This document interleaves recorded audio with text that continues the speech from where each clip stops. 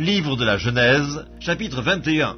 L'Éternel se souvint de ce qu'il avait dit à Sarah, et l'Éternel accomplit pour Sarah ce qu'il avait promis. Sarah devint enceinte, et elle enfanta un fils à Abraham dans sa vieillesse, au temps fixé dont Dieu lui avait parlé. Abraham donna le nom d'Isaac au fils qui lui était né, que Sarah lui avait enfanté. Abraham circoncit son fils Isaac, âgé de 8 jours, comme Dieu le lui avait ordonné. Abraham était âgé de 100 ans à la naissance d'Isaac son fils, et Sarah dit, « Dieu m'a fait un sujet de rire, quiconque l'apprendra rira de moi. » Elle ajouta, qui aurait dit à Abraham, « Sarah allaitera des enfants, cependant je lui ai enfanté un fils dans sa vieillesse. » L'enfant grandit et fut sevré. Et Abraham fit un grand festin le jour où Isaac fut sevré. Sarah vit rire le fils qu'Agar, l'Égyptienne, avait enfanté à Abraham. Et elle dit à Abraham, « Chasse cette servante et son fils, car le fils de cette servante n'héritera pas avec mon fils, avec Isaac. » Cette parole des plus fortes aux yeux d'Abraham à cause de son fils. Mais Dieu dit à Abraham, « Que cela ne déplaise pas à tes yeux, à cause de l'enfant et de ta servante. Accorde à Sarah tout ce qu'elle te demandera, car c'est d'Isaac que sortira une postérité qui te sera propre. Je ferai aussi une nation du fils de ta servante, car il est ta postérité. » Abraham se leva de bon matin, et il prit du pain et une outre d'eau qu'il donna à Agar, et plaça sur son épaule. Il lui remit aussi l'enfant, et la renvoya. Elle s'en alla et s'égara dans le désert de Beersheba. Quand l'eau de l'outre fut épuisée, elle laissa l'enfant sous un des arbrisseaux, et alla s'asseoir vis-à-vis à une portée d'arc, car elle disait, « Que je ne vois pas mourir mon enfant. » Elle s'assit donc vis-à-vis de lui, éleva la voix et pleura. Dieu entendit la voix de l'enfant, et l'ange de Dieu appela du ciel Agar, et lui dit, « Que se passe-t-il, Agar?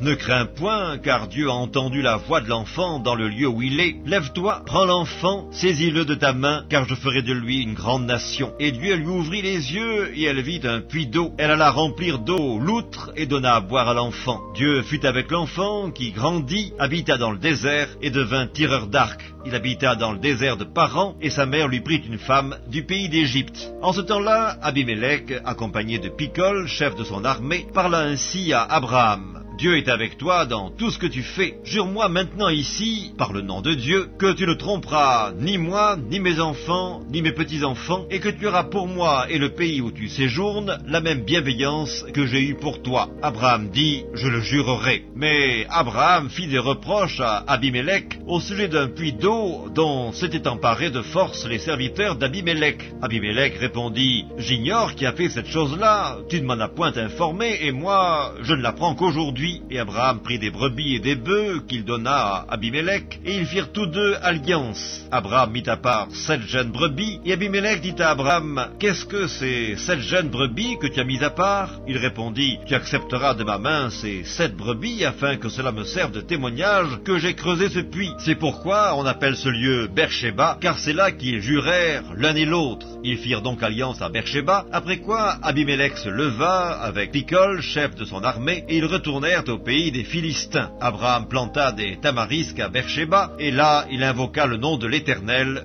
Dieu de l'éternité. Abraham séjourna longtemps dans le pays des Philistins.